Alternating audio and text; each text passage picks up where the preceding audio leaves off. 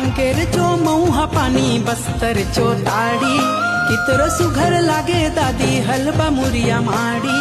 कांकेर चो मऊहा पानी बस्तर चो ताड़ी कितरो सुघर लागे दादी हलवा मुरिया माड़ी।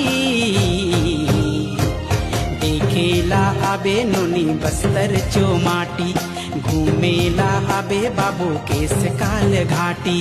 कांकेर चो मऊहा पानी बस्तर चो ताड़ी बड़ सुघर लागे बाबू हलवा मुरिया माड़ी।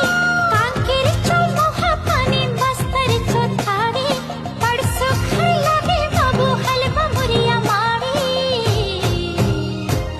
देखेला हो बाबू बस्तर चो माटी घूमेला हो बाबू केस काल घाटी।